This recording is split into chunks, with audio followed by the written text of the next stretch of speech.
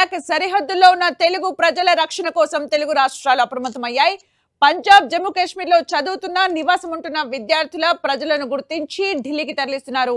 ఇందుకోసం ఢిల్లీలో control room ను ఏర్పాటు చేశారు. సరిహద్దు ప్రాంతాల్లో ఉంటున్న తెలంగాణ విద్యార్థుల వివరాలు సేకరించి ఢిల్లీకి తరలిస్తున్నట్లు తెలంగాణ రెసిడెన్స్ కమిషనర్ గౌరవ్ ఉప్పల్ తెలిపారు. విద్యార్థుల అవసరాల దృష్ట్యా అన్ని ఏర్పాట్లు చేశామన్నారు.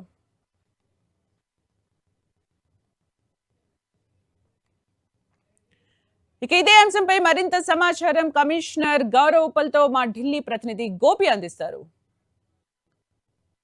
భారత్ పాక్ మధ్యలో జరుగుతున్న ఉద్రిక్త వాతావరణంలో తెలుగు ప్రజల కోసం తెలంగాణ ప్రభుత్వం ఒక అడుగు ముందుకు వేసింది.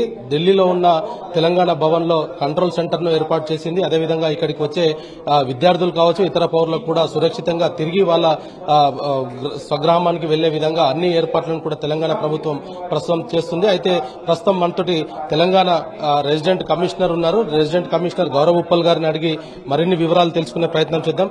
సార్ ఇప్పటికీ తెలుగు ప్రజలకు సంబంధించి కూడా ఇక్కడ ఏర్పాటు చేయడం జరిగింది. ముఖ్యంగా తెలంగాణ ప్రజలకు సంబంధించి రాష్ట్ర ప్రభుత్వం కొన్ని కీలక ఆదేశాలను కూడా జారీ చేసినట్టు తెలుస్తుంది. ఎటువంటి ఏర్పాట్లు చేస్తున్నారు తెలంగాణ ప్రజల కోసం? యాక్చువల్ గా మాకు 2 days నుంచి కంటిన్యూస్ గా ఇన్స్ట్రక్షన్స్ వస్తున్నాయి హైదరాబాద్ నుంచి కూడా, CM office and GAD. So all kind of arrangements have to be done. ఇక్కడ కంట్రోల్ రూమ్ ఓపెన్ చేశాము. ఫస్ట్ మేము జమ్మూ కాశ్మీర్ అండ్ పంజాబ్ లో ఉన్నటువంటి మన తెలంగాణ స్టూడెంట్స్ తో, లేకపోతే కొంతమంది పేరెంట్స్ తో టచ్ లో ఉన్నాము. అక్కడ తెలంగాణలో పేరెంట్స్ కూడా మాట్లాడుతున్నారు, ఇక్కడ స్టూడెంట్స్ తో టచ్ లో ఉన్నాము. మేమేం చేస్తున్నామంటే అక్కడ శ్రీనగర్ గానీ, పెహల్గాం గానీ, బఠిండా గానీ, జలంధర్ గానీ, కపూర్థలా గానీ ఎక్కడెక్కడ మన స్టూడెంట్స్ ఉన్నారు ఆ డిస్ట్రిక్ట్ అడ్మినిస్ట్రేషన్ తో టచ్ లో ఉన్నాము. వాళ్ళ safe passage to Delhi we are trying. ఎందుకంటే డిస్ట్రిక్ట్ అడ్మినిస్ట్రేషన్స్ అక్కడ కూడా అరేంజ్మెంట్ చేస్తున్నారు. సో ఆ స్టూడెంట్స్ ఇక్కడికి రాగానే మిడ్ నైట్ నుంచి స్టార్ట్ అయ్యారండి. ఇప్పుడు కూడా కొంతమంది లవ్లీ ప్రొఫెషనల్ యూనివర్సిటీ నుంచి వచ్చారు పిల్లలు ఉన్నారు, వాళ్ళతో ఇంటరాక్ట్ అయ్యాము. ఇక్కడ రాగానే వాళ్ళకి కంఫర్ట్ ఇవ్వటము, తర్వాత వాళ్ళకి రూమ్స్ అకామిడేషన్, తర్వాత ఇక్కడ నుంచి కొంతమంది స్టూడెంట్స్ రైల్వే స్టేషన్కి వెళ్తారు, కొంతమంది ఎయిర్ టికెట్స్ బుక్ చేస్తున్నారు, వాళ్ళకి ఫ్రీ ట్రాన్స్పోర్టేషన్ ఇస్తున్నాము, భోజనం పెడుతున్నాము. And we are giving all sort of comfort whatever so that they are mentally relaxed when they come here. దాని తర్వాత వాళ్ళు తెలంగాణ స్టేట్ కి వెళ్ళిపోతున్నారు. తెలంగాణ నుంచి ఎంతమంది విద్యార్థులు ఇక్కడికి వచ్చే అవకాశం ఉంది?